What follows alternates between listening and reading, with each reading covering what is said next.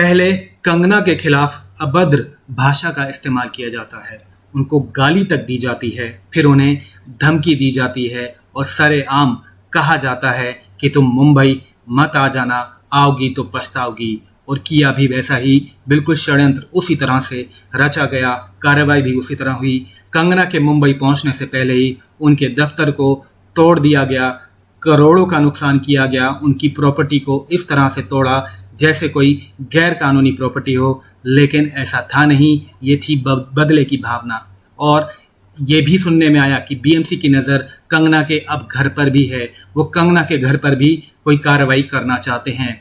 बावजूद इसके high court ने जो कंगना के ऑफिस में जो कार्रवाई की गई, हाई कोर्ट ने कहा कि ये गैर कानूनी है, इस तरह से डेमोलिशन नहीं किया जाना चाहिए था। अब इन सब से जी नहीं भरा था संजय राउत का, महाराष्ट्र सरकार का, कि उन्होंने कंगना रनौत के खिलाफ संजय राउत एंड कंपनी ने एफआईआर दर्ज कर दी है। वो भी एक नहीं, दो पुलिस स्टेशनों में कंगना के खिलाफ एफआईआर दर्ज कर दी है और कहा गया है कि कंगना ने आपत्तिजनक भाषा का इस्तेमाल किया। इसे कहते हैं उल्टा चोर कोतवाल को डांटे। लेकिन कंगना के साथ इस समय पूरा देश खड़ा है, कई संस्थाएं कंगना के साथ खड़ी हो गई हैं। हिमाचल के सीएम ने भी कंगना के बारे में कहा है कि हमारी बेटी का अपमान बर्दाश्त नहीं किया जाएगा।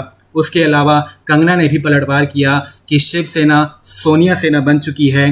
अब इम्पा, जो कि प्रोड्यूसर एसोसिएशन की सबसे बड़ी संस्था है, उसने भी कंगना के सपोर्ट में आके कहा कि इस तरह से कंगना का घर नहीं तोड़े जाना चाहिए था, उनको नोटिस कम से कम दिए जाना चाहिए था। एक दिन का नोटिस नहीं, कम से कम हफ्ते से 10 दिन का नोटिस दिए जाना चाहिए था। कंगना को कम से कम प्रेजेंट होना चाहिए था, उसके बाद कोई कार्रवाई की जानी चाहिए थी। लेकिन महाराष्ट्र सरकार ने कंगना के आने से जस्ट पहले ये कार्रवाई की, बदले की भावना साफ दिखी। और अब अशोक पंडित ने भी कंगना को सपोर्ट किया है, इसका धन्यवाद किया कंगना रनौत ने।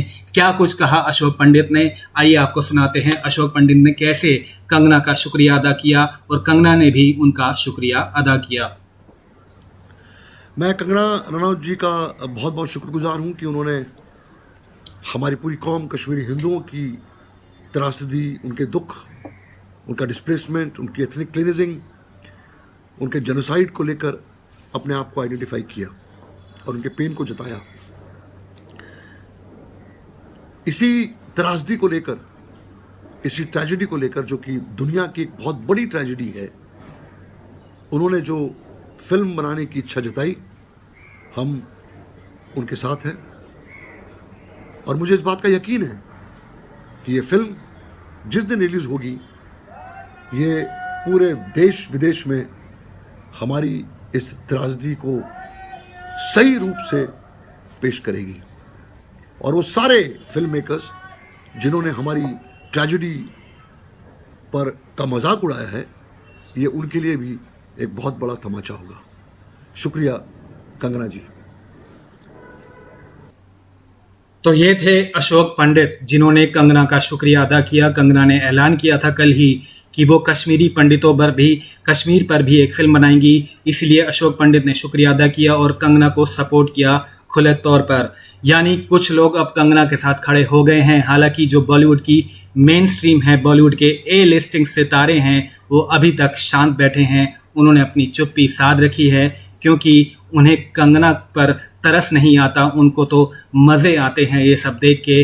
तो आप समझ सकते हैं कि वो किस लेवल के हैं, क्या चलता है उनके दिमाग में। वो सच को नहीं बल्कि ड्रगी को सपोर्ट करते हैं। कंगना ने सच बोला, आज उनको उस सच की सज़ा मिल रही है। वो सितारे कंगना के साथ नहीं खड़े, लेकिन पूरा देश कंगना के साथ खड़ा है क्योंकि कंगना सच के साथ खड़ी हैं और देश भी सच के साथ खड़ा है।